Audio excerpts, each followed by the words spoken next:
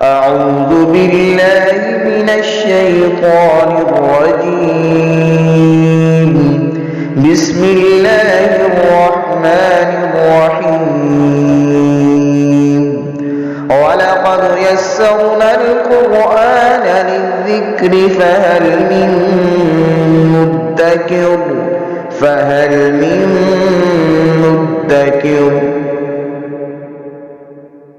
بسم اللہ الرحمن الرحیم. سورہ بقرہ کی 168 نمبر آیہ مقدسہ سے آج پڑھیں گے. سورہ بقرہ کا 21واں رکوع شروع ہو رہا ہے، دوسرے پارے کا 5واں رکوع ہے. اعوذ باللہ من الشیطان الرجیم. بسم اللہ الرحمن الرحیم.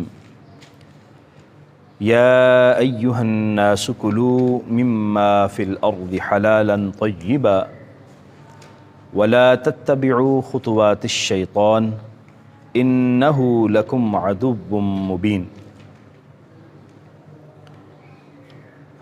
اللہ جل مجدہ نے ہمارے لیے بہت سی نعمتیں پیدا فرمائیں، بلکہ ان گنت نعمتیں اللہ تعالیٰ نے ہمارے لیے بنائی ہیں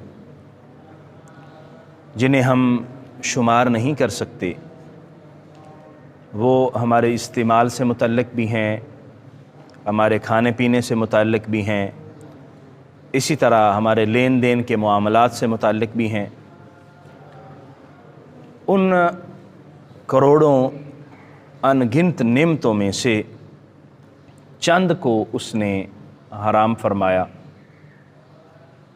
یعنی ان اشیاء میں سے جو ان گنت ہیں چند کو اس نے حرام فرما دیا اور فرمایا کہ یہ استعمال نہیں کرنی. تو بندہ مومن کا حق یہی بنتا ہے کہ اللہ تعالیٰ نے جو کرنے کا حکم دیا وہ کرے اور جس سے منع فرمایا اس سے رک جائے. یہاں پر ارشاد فرمایا جا رہا ہے کہ زمین میں سے جو چیزیں پیدا ہو رہی ہیں، زمین میں جو اللہ تعالیٰ نے چیزیں تخلیق فرمائیں اس میں حلال اور طیب چیزیں استعمال کرو اور حرام سے اجتناب کرو. فرمایا یا ایہا الناس، اے لوگو، کلوا مما فی الارض حلالا طیبا، کھاؤ ان چیزوں میں جو زمین میں ہیں حلال اور طیب. جو اللہ تعالیٰ نے حلال فرمائیں وہ پاکیزہ چیزیں ہیں، اور جو اللہ نے حرام فرمائیں وہ پاکیزہ نہیں ہیں، تبھی ان کو حرام فرمایا گیا. تو یہ بھی انسان کا امتحان ہے کہ اللہ تعالیٰ نے اتنی ساری چیزیں پیدا فرما کے چند سے اس کو منع کیا. اور ظاہر بات ہے کہ جو منع کیا گیا ہے اس میں ہماری بھلائی ہے، لیکن انسان وہ چیزیں جو منع کرتا ہے ان کی طرف راغب ہونے کی کوشش کرتا ہے، حالانکہ وہ تعداد میں بہت کم ہیں. مشروبات اللہ تعالیٰ نے ہمارے لیے جائز فرمائے کہ تم یہ بھی پی سکتے ہو، یہ بھی پی سکتے ہو، یہ بھی پی سکتے ہو، یعنی بے شمار مشروبات ہیں، لیکن شراب کو حرام فرما دیا. اسی طرح کھانے سے متعلق ہے، اللہ تعالیٰ نے خنزیر کو حرام فرما دیا، اللہ تعالیٰ نے مردار کو حرام فرما دیا، اسی طرح کچھ جانور حرام فرما دیے. وَلَا تَتَّبِعُوا خُطُوَاتِ الشَّيْطَانِ، اور فرمایا شیاطین کے رستوں پہ مت چلو. وَلَا تَتَّبِعُوا، اور اتباع مت کرو، خُطُوَاتِ الشَّيْطَانِ، شیطان کے نقش قدم کی، یعنی شیطان کی باتیں مت مانو اور شیطان کی پیروی مت کرو. اِنَّهُ لَكُمْ عَدُوٌّ مُّبِينٌ، بے شک وہ تمہارا کھلا دشمن ہے. یعنی شیطان کا کام یہ ہے کہ وہ ہمیں ان چیزوں کی طرف راغب کرتا ہے اور ان چیزوں کی طرف لگاتا ہے جو اللہ نے حرام کی. شراب حرام ہے لیکن انسان پھر بھی کوشش کرتا ہے نعوذ باللہ من ذالک کہ شراب کی طرف راغب ہو جائے.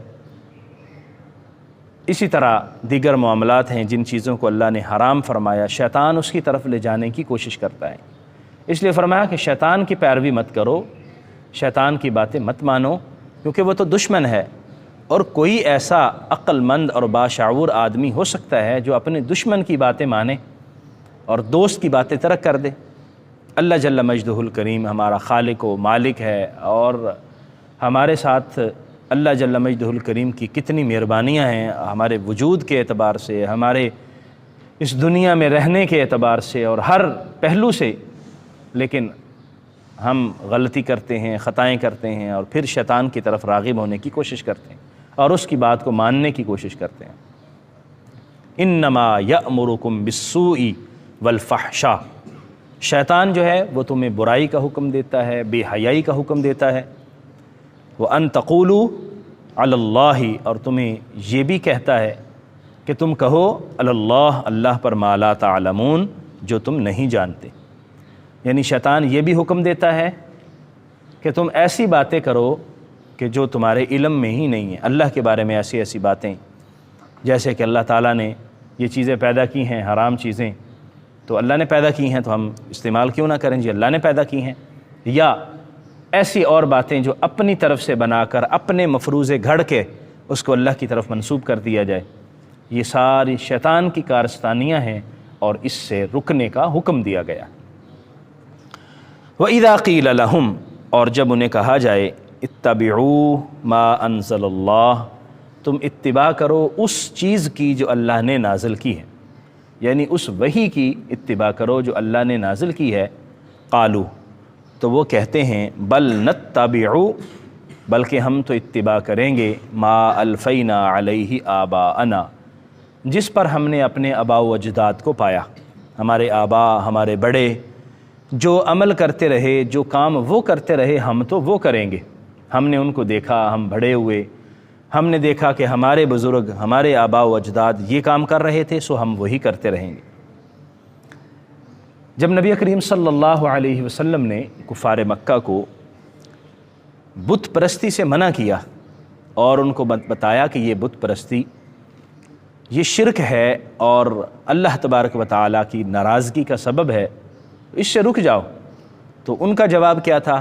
یہی جواب تھا کہ ہمارے آباء و اجداد بھی یہی کرتے رہے، ہمارے آباء بھی اسی پر عمل پیرا رہے ہیں، تو اس لیے ہم کیسے اس کو چھوڑ دیں؟ قرآن نے فرمایا اولو کان آباؤہم لا یعقلون شیئا ولا یہتدون، بھلے ان کے آباء نہ تو کسی چیز کو سمجھتے ہوں اور نہ ہی وہ خود ہدایت یافتہ ہوں، یعنی کیا تم پھر بھی اپنے آباء و اجداد کی اتباع کرو گے جب انہیں کسی چیز کا شعور بھی نہیں ہے، انہیں کوئی عقل بھی نہیں ہے، اور وہ خود بھی راہ راست سے ہٹے ہوئے ہیں، وہ خود بھی راہ ہدایت سے بھٹکے ہوئے ہیں، تو پھر بھی تم ان کی اتباع کرو گے؟ اس سے بڑی بے عقلی اور بے شعوری کیا ہو سکتی ہے کہ تم بغیر سوچے سمجھے ان کی بات مانو۔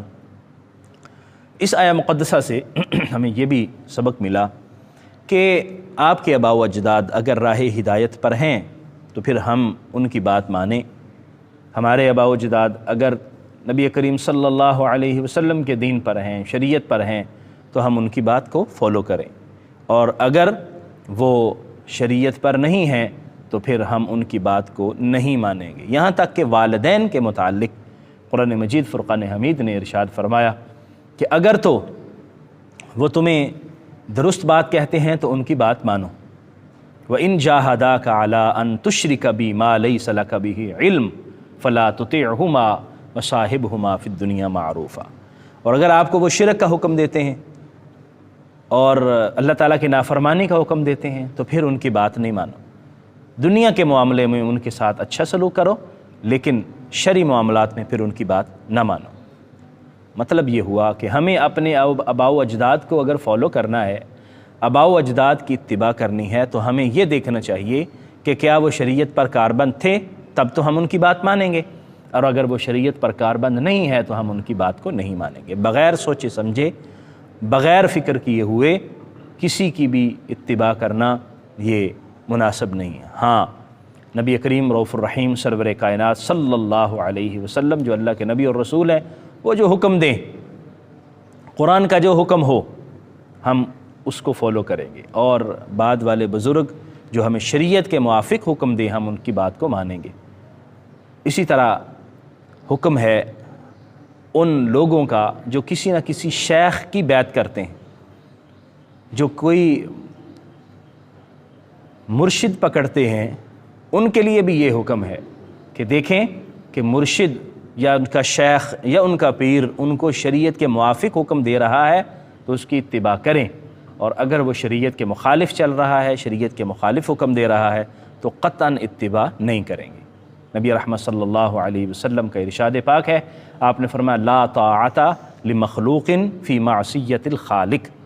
یہ غصول اور قاعدے کے طور پر ذہن میں بٹھا لیں، لا طاعت لمخلوق فی معصیت الخالق، اللہ کی نافرمانی میں کسی مخلوق کی اتباع نہیں کی جائے گی، وہ چاہے آپ کا کتنا قریبی کیوں نہ ہو، وہ چاہے آپ کے لیے کتنا معزز اور محترم اور محتشم کیوں نہ ہو، ہم شریعت کے معاملات میں ان کی اتباع کریں گے، شریعت کے مخالف کسی امر میں ان کی اتباع نہیں کریں گے۔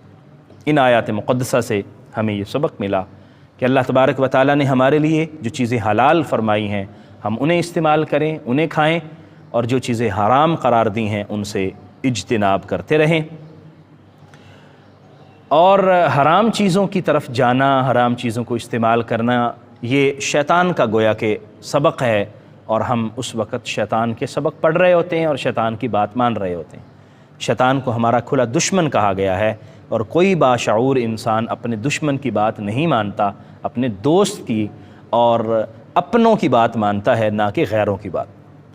اور پھر ہمیں اس سے یہ بھی سبق ملا کہ شیطان کی ایک یہ بھی چال ہے کہ وہ بڑوں کا نام لے کر بھی ہمیں گمراہ کرتا ہے کہ یہ تمہارے بڑے ہیں، کیا وہ غلط تھے؟ کیا وہ تمہیں غلط حکم دیتے ہیں؟ تو ہم نے اپنے بڑوں کو آنکھیں بند کر کے اپنا رہبر اور رہنما نہیں بنانا، بلکہ ہم نے اپنے بڑوں کو شریعت کی کسوٹی پر پرکھنا ہے۔ اگر تو وہ شریعت کی کسوٹی پر پورے اترتے ہوں گے تو آمنا و صدقنا، ہمارے لیے قابل احترام ہیں، ہم ان کی بات کو مانیں گے، اور اگر وہ شریعت کی کسوٹی پر پورے نہیں اترتے تو ہم ان کی بات کو نہیں مانیں گے۔ اللہ کریم ہمیں سمجھنے کی اور عمل کی توفیق عطا فرمائے۔ آمین۔ وآخر دعوایا ان الحمد للہ رب العالمین۔